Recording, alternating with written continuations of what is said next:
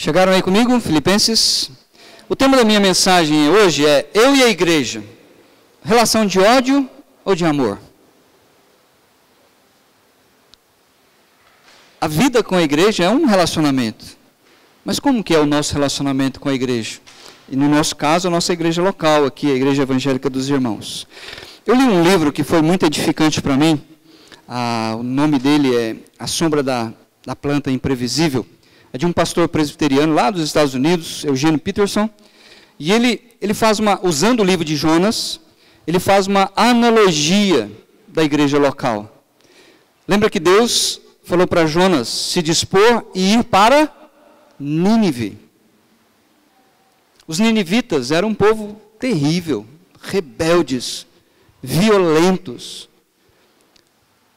Jonas, em vez de ir para Nínive, obedecendo a palavra de Deus, ele fugiu para Tarsis. Ele nem conhecia Tarsis.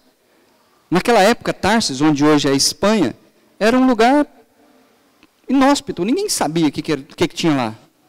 Então ele trabalha essa figura dizendo que, infelizmente, muitas pessoas abandonam Nínive, a sua igreja local, porque olha para esse povo e fala, mas esse povo é pecador demais. Ô povo difícil de engolir. E acabam indo para Tarsis, achando que lá é melhor. Achando que lá o povo é melhorzinho, é mais bom, que igual nós diz aqui em Minas. E não, pessoas são pessoas, seres humanos são seres humanos em todo lugar. Então, eu fico pensando o seguinte, ele nesse livro, ele fala algumas coisas que tocou muito meu coração.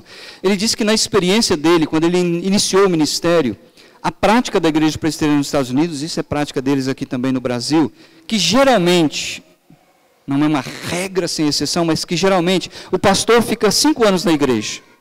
Então, de 5 em 5 anos, o pastor está saindo de uma igreja, indo para outra. Mais 5 anos, sai dessa igreja e vai para outra. Ele diz, ele já é um pastor experiente, amadurecido agora, ele diz que o pastor perde com isso. E a igreja perde com isso também. Porque quando o pastor está se inteirando da vida da igreja, ele tem que sair para uma outra igreja. E quando a igreja está acostumando com o pastor, vem outro pastor que a igreja não conhece. Então ele diz o seguinte, olha, como é importante, e eu me identifiquei muito com isso, você ver a igreja crescer, nascer, você crescer com a igreja. Ele fala que quando ele começou a pastorear a igreja dele, era um campo de milho, a poucas casas, e ele viu gente nascer, crescer, ser batizado porque confiaram em Cristo. Ele fez o casamento de muitas pessoas desta igreja. Ele viu os filhos, os netos dessas pessoas. E ele diz que isso é um privilégio para o pastor. E eu digo para vocês que isso tem sido um privilégio para mim ao longo de tantos anos que eu estou com vocês. Porque você se torna parte da igreja. Você vê pessoas crescendo, amadurecendo. Você vê pessoas casando e tendo filhos. E os pais tendo netos. A gente vê as vitórias, a gente vê as derrotas, a gente vê tanta gente partindo para estar com Cristo, não é? Quantas pessoas entre nós partiram para estar com o Senhor Jesus, não estão mais hoje aqui fisicamente, mas continuam fazendo parte da igreja, não mais militante, a igreja que milita, que batalha, mas a igreja triunfante, que está lá na presença do Senhor Jesus. Quando nós olhamos para a igreja, que pensamentos deveriam ocupar a nossa mente?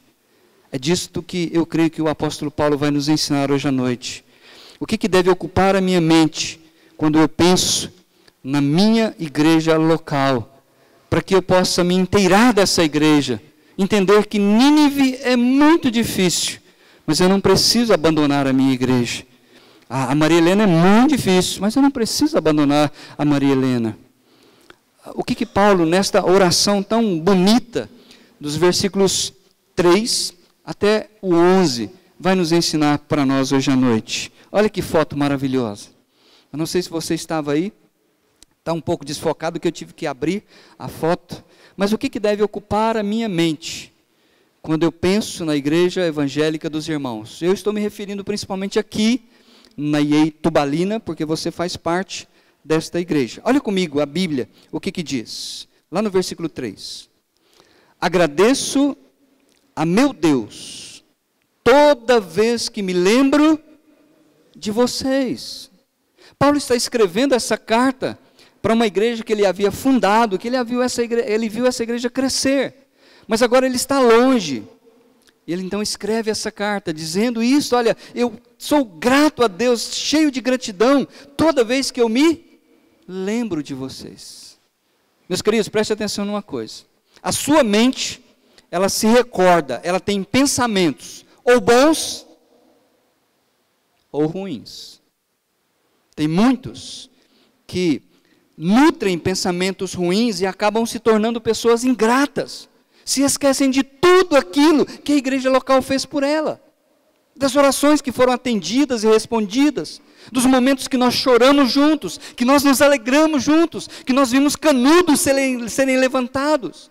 Outro dia, aquele camarada lá, que eu também não me lembro o nome, ele veio aqui agradecer pelo filho dele, que também foi, junto com a Sara, petitinha aqui na creche, e agora está prosperando na sua vida. Mas tem muitas pessoas que estão alimentando a sua mente apenas com pensamentos ruins. Isso Paulo não quer que a gente se alimente de pensamentos ruins. Ele quer que nós tenhamos bons pensamentos. Alimentar a nossa mente com coisas boas. Sabe por quê?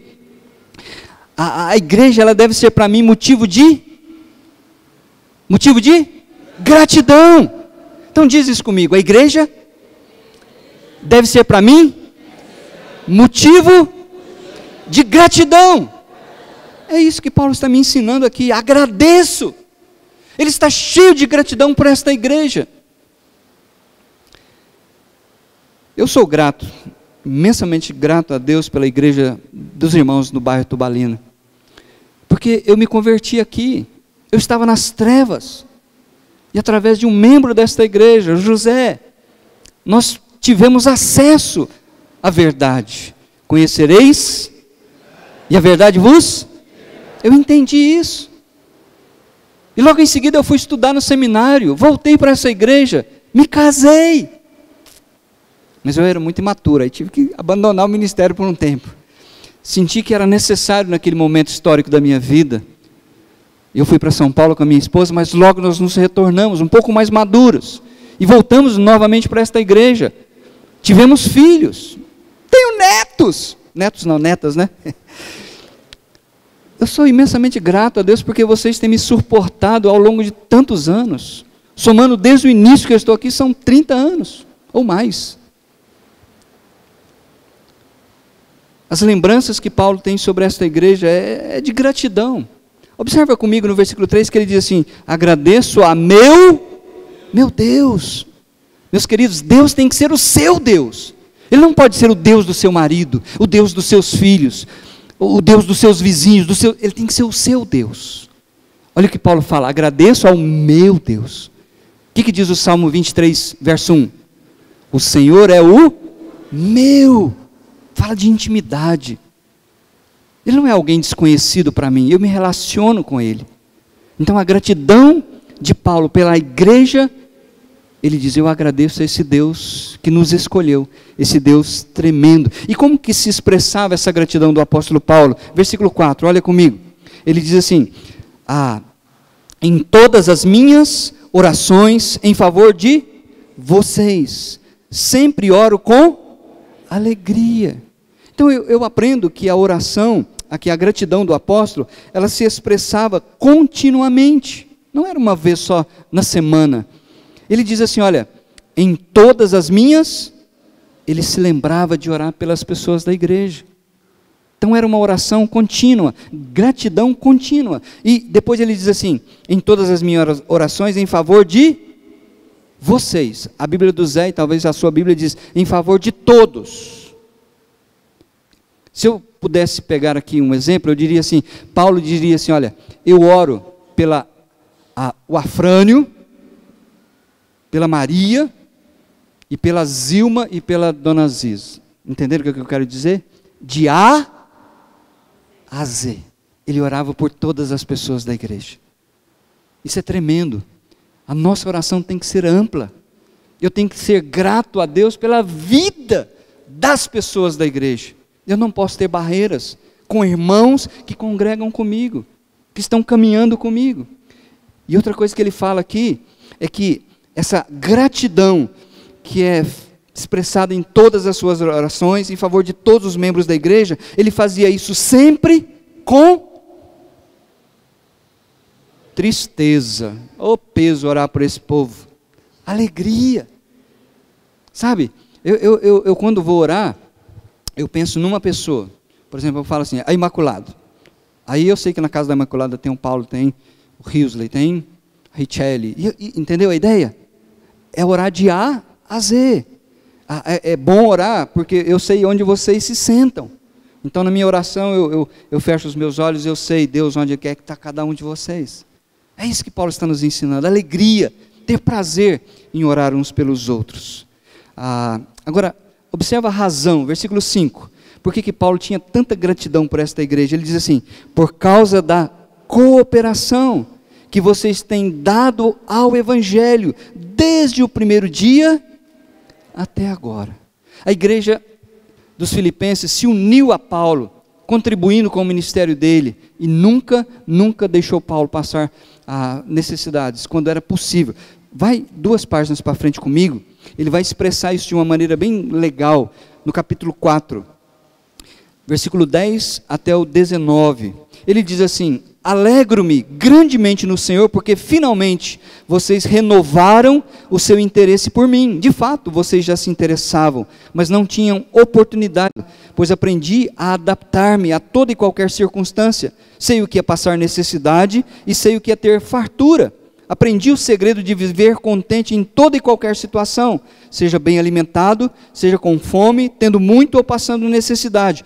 Tudo posso naquele que me fortalece. Apesar disso, vocês fizeram bem em participar de minhas tribulações. Como vocês sabem, Filipenses, nos seus primeiros dias no Evangelho, quando parti da Macedônia, nenhuma igreja partilhou comigo no que se refere a dar e receber, exceto vocês, pois estando eu em Tessalônica, vocês me mandaram ajuda, não apenas uma vez, mas 2, quando tive necessidade. Não que eu esteja procurando ofertas, mas o que pode ser creditado na conta de vocês. Recebi tudo, e o que tenho é mais do que suficiente. Estou amplamente suprido. Agora que recebi de Epafrodito os donativos que vocês enviaram, ele foi o mensageiro que levou as ofertas para Paulo. São uma oferta de aroma suave, um sacrifício aceitável e agradável a Deus. O meu Deus suprirá todas as necessidades de vocês, de acordo com as suas gloriosas riquezas em Cristo Jesus. A nosso Deus e Pai, seja a glória para todos sempre. Então, olha, ela foi uma igreja que participou com Paulo, não só na pregação do Evangelho, mas na contribuição. E quando você vem à frente trazer suas ofertas de gratidão, isso é tão importante para você, muito mais, é isso que Paulo está dizendo, porque isso demonstra o seu coração agradecido a Deus por tudo aquilo que Ele está fazendo. Agora tem um estímulo legal no versículo 6, e nós precisamos ser enriquecidos com esse estímulo do apóstolo. Olha o que ele diz, estou convencido de que aquele que começou boa obra em vocês, quem é que começou boa obra em nós? Deus, vai completá-la até o dia de Cristo Jesus. Não precisa fugir para Tarsis, por causa da Vânia, por causa do Orlando, não precisa não. Deus vai completar a boa obra na vida deles. Deus vai transformar o caráter, a vida, para que eles sejam conformados à imagem do Senhor Jesus. Não precisa fugir para Tarsis, por causa do Eurípides. Não, ame o Eurípides, porque Deus nos ama. Mas Ele tem uma promessa, Ele não vai deixar, Ele não vai permitir que o Eurípides saia do caminho, e nem vai deixar que o Eurípides seja o que o Eurípides é. Ele vai transformá-lo para a sua glória. Versículo 7, olha a motivação desta gratidão do apóstolo Paulo. É justo que eu assim me sinta a respeito de todos vocês, uma vez que os tenho em meu... essa é a motivação. Meu querido, você precisa ter as pessoas dessa igreja no seu coração. Essa é a grande motivação que nós temos, para não fugir para Tarsis, É isso que Paulo está nos ensinando. Eu estou pensando sobre vocês, ele diz, uma vez que eu os tenho no meu coração, pois quer nas correntes, ele estava preso quando ele escreveu essa carta, pois quer nas correntes que me prendem, quer defendendo e confirmando o Evangelho, todos vocês participam comigo da graça de Deus. Ou seja, vocês são crentes como eu. Se eu crio barreira com você, se eu não perdoo você, se eu não restauro você, olha que percepção daquela esposa do pastor. Eu chorei quando eu ouvi essa história, de atravessar a cidade, ir lá na casa da amante do seu marido, e falar: olha, Jesus te ama, Ele me amou porque eu também sou pecadora. Nós é que fazemos níveis, dizendo: não, eu não sou tão pecador quanto Ele. Somos! E Deus nos estimula a ter no coração uns aos outros, porque todos nós somos salvos pela graça e pela misericórdia desse Deus. E Paulo está dizendo: olha, ele tem uma profunda afeição. Sabe um exemplo que eu gosto muito? E eu vou falar mais para frente, é o Marcos. Ele não está aqui hoje, um grandão discípulo do seu Alcides. Ele disse que uma vez nós pedimos para fazer isso que fizemos hoje, quando cantamos uma música, sair para abraçar os outros. Ele falou: eu não conheço esse povo, ué. Conheço o seu Alcides, Dona Shirley, e foi embora. Ele disse que foi embora, não ficou aqui não. Foi que hipocrisia, abraçar esse povo que eu nem conheço. Mas lá, Deus que começou a obra, foi trabalhando no coração dele. E você vê ele agora, quando ele entra, ele até perturba, ainda bem que ele não está aqui, né? Ele até perturba o culto, brincando. Ele sai abraçando todo mundo, que legal. Deus transformou a visão dele. E é isso que Paulo está nos ensinando. E olha a sinceridade do apóstolo Paulo em falar tudo isso. Versículo 8 comigo. Deus é minha testemunha de como tenho saudade de todos vocês, com a profunda afeição de Cristo Jesus. Que barato, não é? Esse amor de Deus, essa afeição de Deus, fez com que ele saísse lá da sua glória, se tornasse um de nós, fosse viver num lar pobre, e se entregou na cruz do Calvário por cada um de nós. O que eu tenho que ter em mente quando eu penso na Igreja Evangélica dos Irmãos? Gratidão. Você é grato por esta igreja? Amém, glória a Deus. Segundo lugar, olha comigo no versículo 9. Esta é a minha oração. Ué, mas ele não estava orando? Ele está modificando a oração dele. Primeiro, a oração dele é de gratidão. Sabe como que nós oramos por gratidão? É dizer: Deus, eu agradeço pelo Gustavo, pela maneira como ele conduz a vida dele, com a família dele. Deus, eu agradeço pelo José, porque ele me trouxe a Cristo. Deus, eu agradeço pelo seu Alcides, porque com toda dor no joelho, ele não falta nos compromissos, ele está lá na casa da Aziz, do Divino. Entenderam a ideia?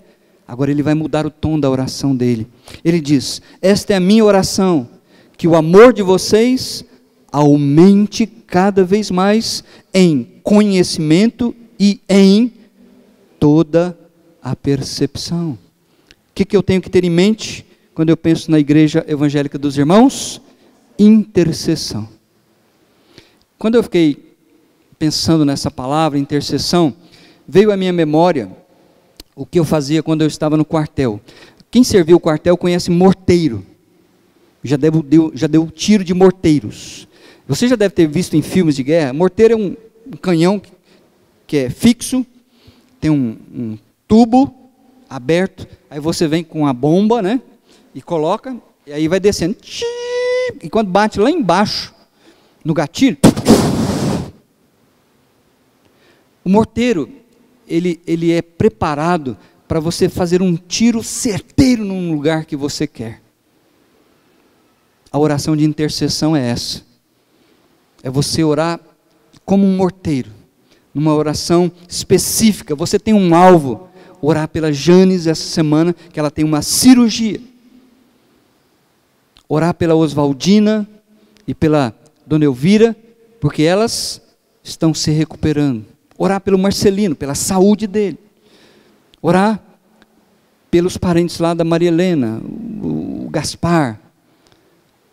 Oração objetiva, não precisa ficar explicando para Deus. Deus, eu quero orar pela Janes, porque ela vai fazer uma oração do quadril, o senhor sabe que no quadril tem um osso aqui, que liga com aquele osso lá, e aí então peço aqui da poupança. Não precisa não, Deus sabe de tudo isso, foi Ele que nos fez. Interceda de maneira específica. E Paulo, ele está dizendo assim, olha, o foco da oração dele é o amor entre os irmãos, e ele diz que esse amor tem que aumentar mais e mais. Nós não podemos ficar limitados no nosso amor.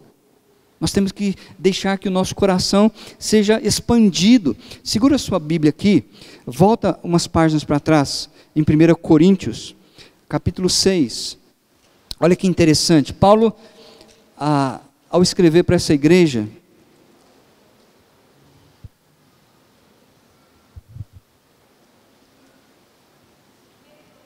desculpa, eu falei primeiro, não, é a segunda.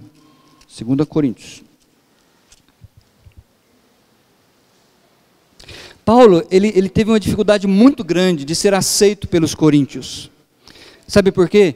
Porque a igreja dos coríntios, Corinto, ficava na Acaia, e eles eram muito influenciados por gregos filósofos, que tinham boa capacidade para oratória.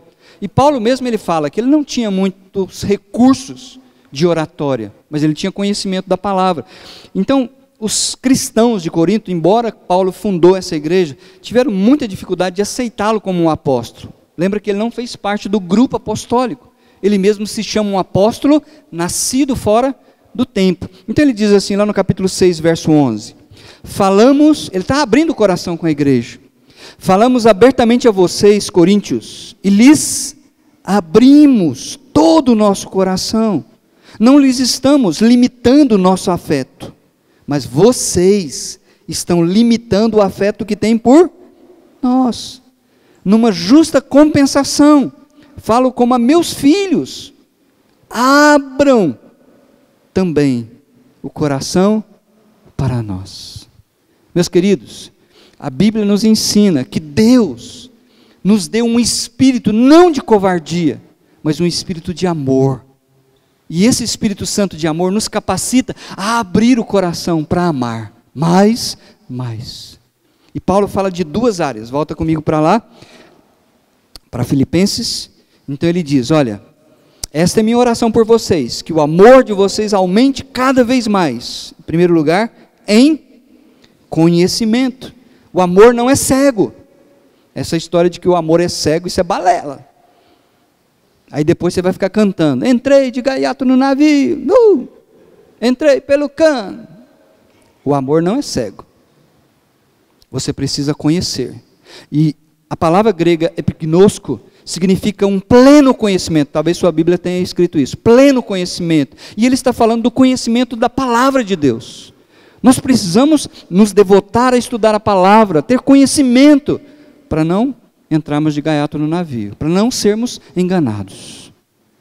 Semana passada eu falei com vocês sobre falsos profetas.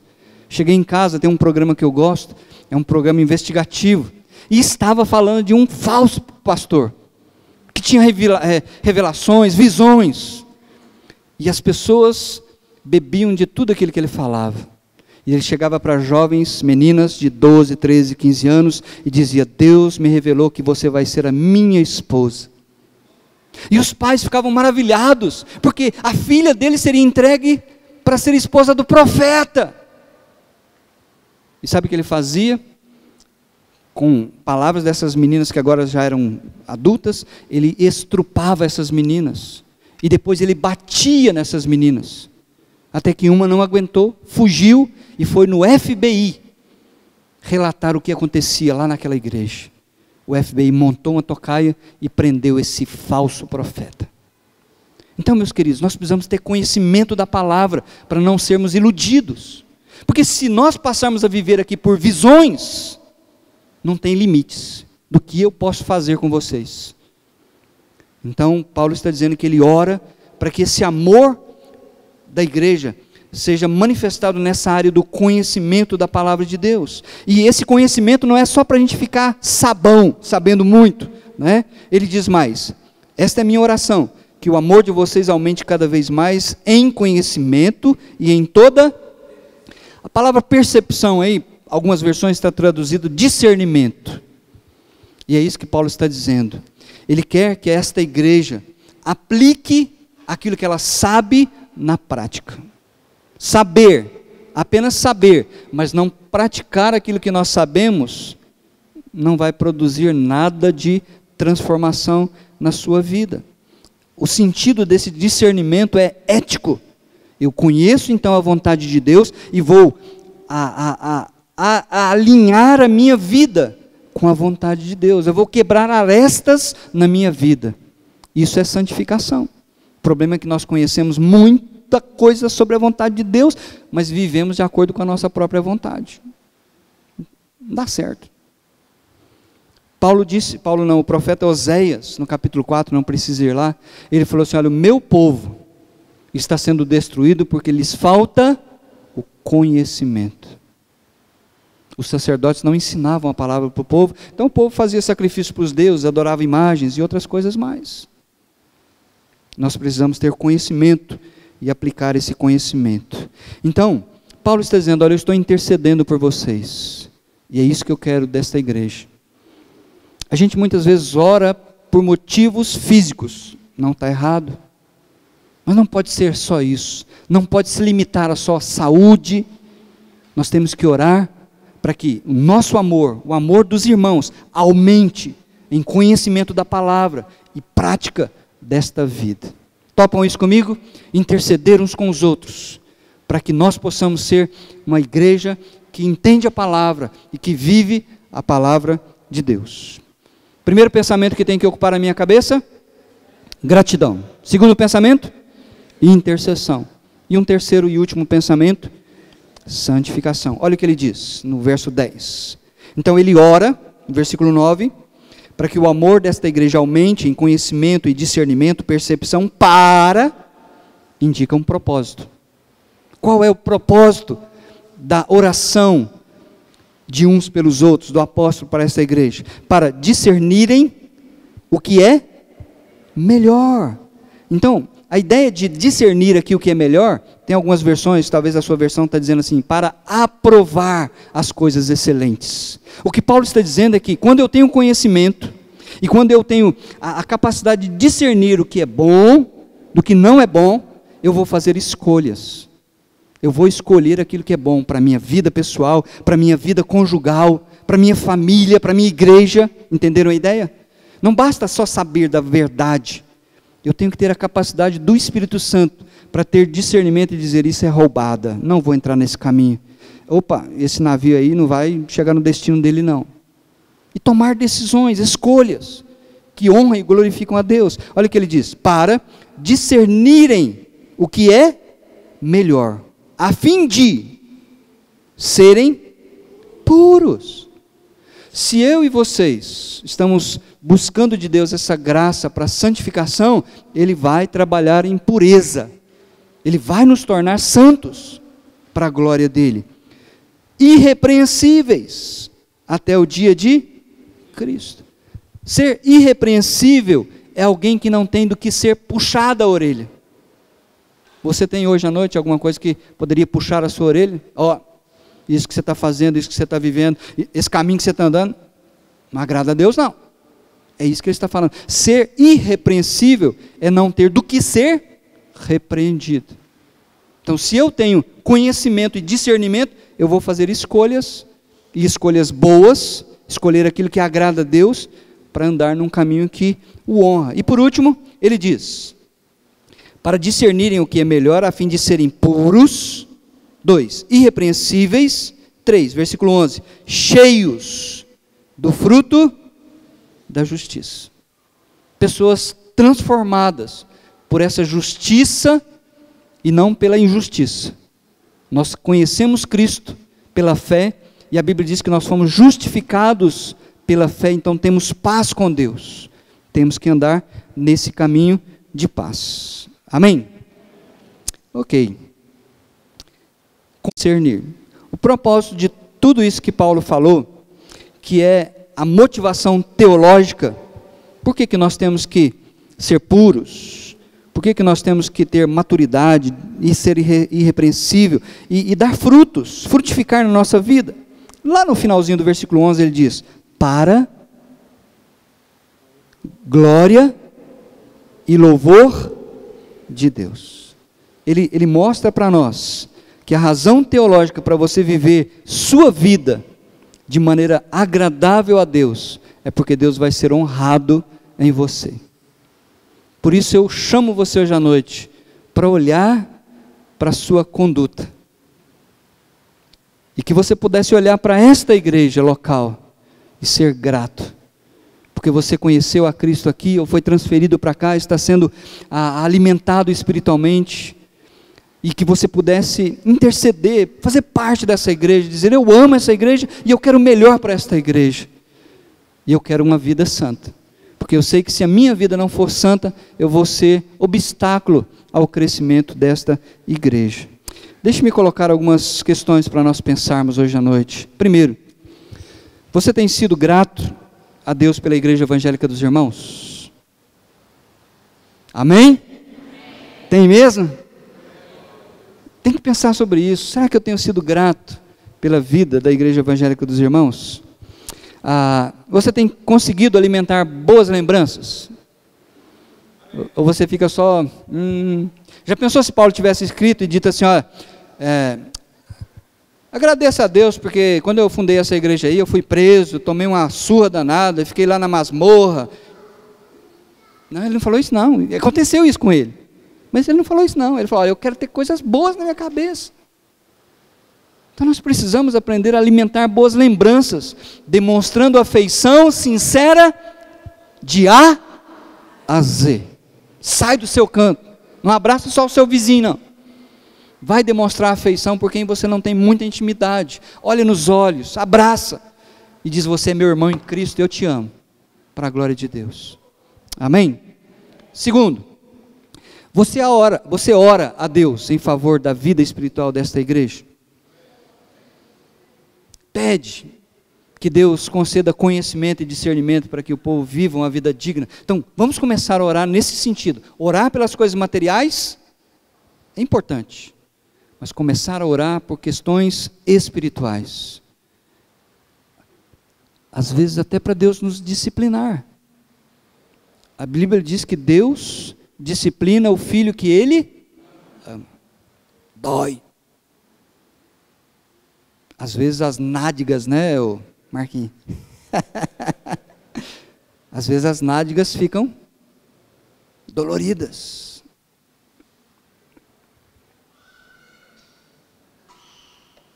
Terceiro, o que você tem feito para que a igreja seja uma noiva? Porque a Bíblia usa essa linguagem: nós somos a noiva, mas é uma noiva que tem que ser pura, imaculada, sem mancha. O que você tem feito para ajudar essa igreja a ser essa noiva pura?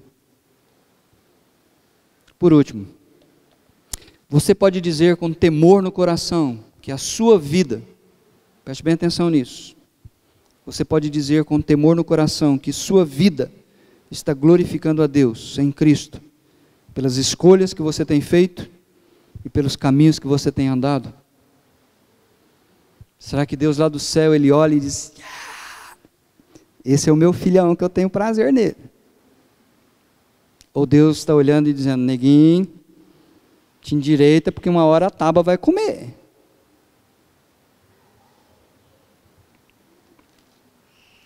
Meu desejo, como o apóstolo Paulo, é que nós sejamos um povo grato, agradecido. Porque se você não for agradecido, só tem uma outra opção: você será ingrato. Aí você vai falar mal da igreja. Comece a interceder, ter afeição uns pelos outros, e busque uma vida de santificação para a glória de Deus.